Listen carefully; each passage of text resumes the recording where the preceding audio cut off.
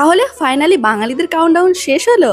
আজ পঞ্চমী আমরা সবাই মিলে বেরিয়ে পড়েছিলাম ঠাকুর দেখতে, আর দেখতেই পাচ্ছ রাস্তায় কতটা ভিড়। আমরা প্রথমেই চলে এসেছিলাম কৃষ্ণ কালীতলা। তো দেখো এখানে কত সুন্দর করেছে প্রতিমাটা, আর প্রত্যেকবার কিন্তু এখানে ঠাকুর খুব ইউনিক করে। তারপর চলে এসেছিলাম 2 নাম্বার কলোনি। এর আগের বার তোমাদের মনে আছে এখানে প্রদীপ করেছিল, আর এবারও সবকিছুই মুভিং এখানে। আর এর নাম দিয়েছে অনুভূতি। আমার তো খুব ভালো লেগেছে এখানে, কারণ সবকিছুই প্রায় মুভিং ছিল। আমার দেখতে খুব ভালো লাগছিল, ইন্টারেস্টিং।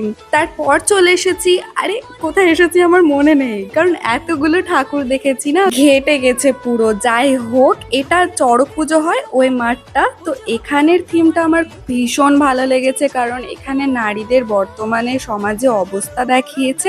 তো আমার তো খুবই ভালো লেগেছে। এই দুর্গাটা দেখো জাস্ট কতটা কিউট। এটা তোমরা বলতে পারবে কোথাকার দুর্গা? যদি বলতে পারো অবশ্যই কমেন্ট করো। তারপর আমরা চলে এসেছিলাম একটু হাঁটতে হাঁটতে, কারণ টোটো সব জায়গায় ঢুকতে দিচ্ছে না। তো টোটো যতটাই আসতে দিয়েছে সেখানেই দাঁড়িয়ে আছে। আর তারপর আমরা চলে এসেছিলাম হেঁটে হেঁটে। এটা কোন জায়গায় এসেছি আমি এক্স্যাক্ট জানি না। বিশ্বাস করো আমি মালদা এত ভালো চিনি, মানে আমাকে কোনো গলিতে ছেড়ে দিলে আমি হারিয়ে যাব। বাট এখানকার প্যান্ডেলটাও আমার খুব সুন্দর লাগে। আর এখানকার দুর্গাটা দেখো, কালার করা নাই, একদম তৈরির টাইমে যেমন লাগে ওইরমই আছে। এখানকার থিমটাও অনেকটা ওই টাইপেরই ছিল, মানে কোনো কিছু তৈরি হওয়ার টাইমে যেমন থাকে আর কি। ভীষণ গরম গাইস, তার মধ্যে এই গরমে না চুল ছেড়ে বেরোনোর যে ব্যাপারটা, উফ, মেয়েরাই জানে। তারপর চলে এসেছিলাম আরো একটা প্যান্ডেল হপিং করতে। আর এই প্যান্ডেলটা এতটাই উঁচু হয়েছে না যে আমি ফ্লাইওভার থেকেও দেখতে পাচ্ছিলাম।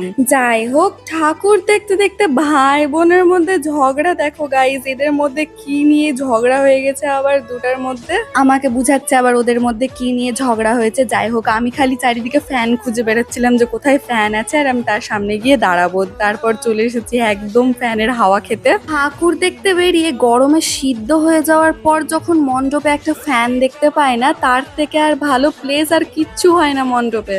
হাওয়া খেয়ে পেট ভরানোর পর চলে এসেছিলাম নেক্সট প্যান্ডেল হপিং করতে। আর দেখতেই পাচ্ছ এখানে টিনের বাড়ি করেছে, একদম শ্রমিকের থিম এক কথায় যাকে বলে। আরে এখানকার দুর্গার সিংহটাকে দেখো, আলাদাই সোয়াগ কিন্তু। তারপর আবার আমরা উঠে গেছিলাম টোটোতে আর যাচ্ছিলাম নেক্সট প্যান্ডেল হপিং করতে। তো দেখো যাওয়ার পথে বিহানি পেট্রোল পাম্পের সামনের রাস্তাটা কি সুন্দর লাইট দিয়ে সাজিয়েছে, আমার দেখতে তো খুবই ভালো লাগছিল। আর রাত্রেবেলাটা একটু গাড়ি ঘোড়া হালকা হয়, যার জন্য খুব ভালোভাবে দেখাও যাচ্ছিল আর ভালো লাগছিল।